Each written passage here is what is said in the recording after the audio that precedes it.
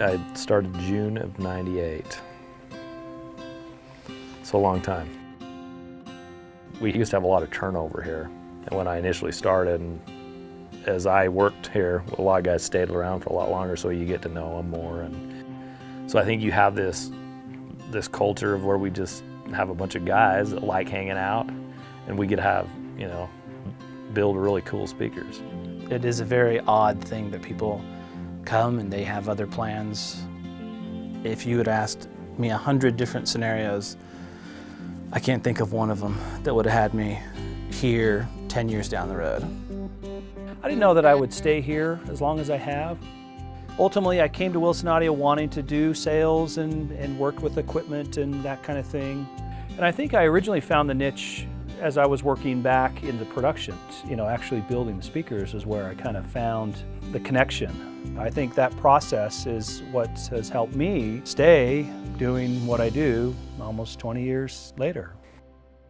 I've worked at Wilson Audio for 15 years. There's an intangible quality that some people have, and call them craftsmen because that's what we are. Some people have an affinity for being a craftsman, and it's the same. I've seen this in bands too.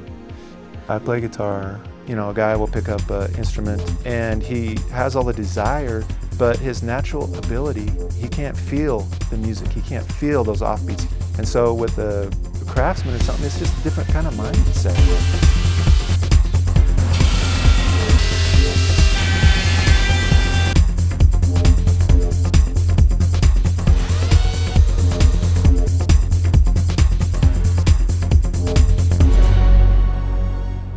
I know I'm pretty competitive. Joe Bills is competitive. Joe Allen's extremely competitive. That competitive edge makes you want to do better. You either work well in that environment or you don't. It's just part of who you are, I guess. We want to be a part of something, and I wouldn't want to work at a place that's not trying to be the best. It's not just the supervisor wants this done this way or the owner wants it done this way. Everybody expects it to be the best.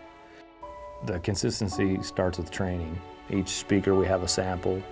You can look and take your speaker right down, set it in front of it, and make sure it's lined up. And you have it, the quality inspector, Joe Allen, is going to check it and make sure it meets a certain criteria, and if it doesn't, it goes back. He only likes one result, and that's the best result you can give him. And he knows if you're giving him your best. If you're not, he'll push you till he gets it. I felt at home here.